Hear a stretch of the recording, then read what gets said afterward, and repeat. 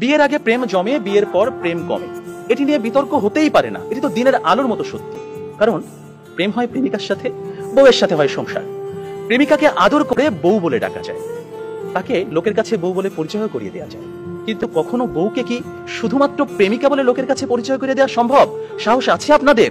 সর্বনাশ হয়ে যাবে, ভাত বন্ধ হয়ে যাবে। সুতরাং বিয়ে নামক একটি ঘটনার পর প্রেমিকাই থাকে না। যেখানে প্রেমিকাই থাকে না সেখানে প্রেম জমবে কিভাবে? সেখানে প্রেম কমবে, প্রেম হারিয়ে যাবে। আবার প্রেমিকের দেয়া 2 পয়সার আলতা, কাঁচের চুড়ি কিংবা সস্তায় কেনা শাড়ি, এগুলো প্রেমের সময় প্রেমিকার কাছে থাকে আদরের, থাকে ভালোবাসার, থাকে যত্নের। কিন্তু বিয়ের পর বউয়ের কাছে এগুলো হয়ে যায় চোখের বিষ। একজন সত্যিকারের প্রেমিকের প্রেমের উপন্যাসে বিয়েই কখনো শেষ পৃষ্ঠা হয় না। কারণ তারা জানে কোনো কোনো প্রেম না পাওয়াতেই পূর্ণতা খুঁজে পায়। তাই পৃথিবীর শত গল্প, কবিতা, উপন্যাসে প্রেমকে সাজানো হয়েছে না পাওয়ার বেদনায়। আর এজন্যই প্রেমটা আসলে বিয়ের আগেই, অর্থাৎ না পাওয়াতেই জমে। তাই অবশেষে আমি বলতে চাই, আমি যদি তোমাকে পাই তাহলে বিয়ের পর আমি হয়ে যাব দায়িত্বশীল পুরুষ। বিয়ের আগে যেমন ছিলাম লুতুপুতু প্রেমিক, যেমন ছিলাম আবেগী প্রেমিক, বিয়ের পর হয়ে উঠবো আমি দায়িত্বশীল পুরুষ। কারণ আমি জানি বিয়ের পর দায়িত্ববাদ দিয়ে প্রেম জমাতে গেলে সংসার টিকবে না। আমি পুরুষ, আমি রাখবো তোমায় বাহুডোরে, কখনো ভালোবাসার আদরে, আবেগী প্রেমিক হয়ে, কখনো বা স্বামীর দায়িত্বে। যেভাবে কবি বলেছেন, সাজিয়ে গুছিয়ে তবুও ঠিক কাব্য করে বলা গেল না, এ জন্ম তো কেটেই গেল অসম্ভবের অসঙ্গতে। পরের জন্মে বয়স যখন 16ই সঠিক, আমরা তখন প্রেমে পড়ব।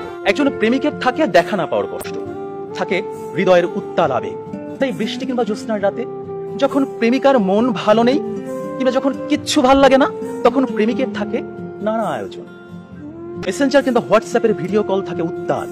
আমার জান, আমার জানটুস, আমার ময়না, আমার টিয়া, আমার হেটুস, থাকে কত রকমের সম্বোধন।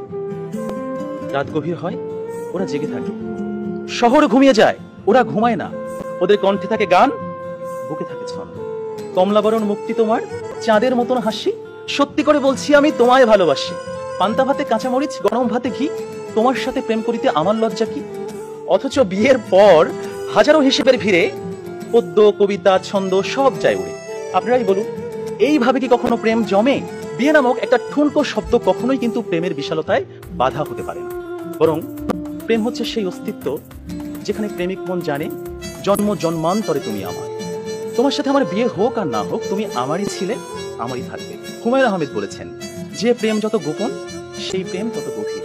কোনো এক বসন্তের বিকেলে সবাইকে ফাঁকি দিয়ে দুজনে 2 টাকার বাদাম, 1 ঠোঙ্গা ঝালমুড়ি কিংবা কোনো একটা নির্জন কফি শপে 2 কাপ কফি, বুকে দুরু দুরু ভয়, কফির ধোঁয়ায় ধোঁয়ায় প্রেম জমে ঘি।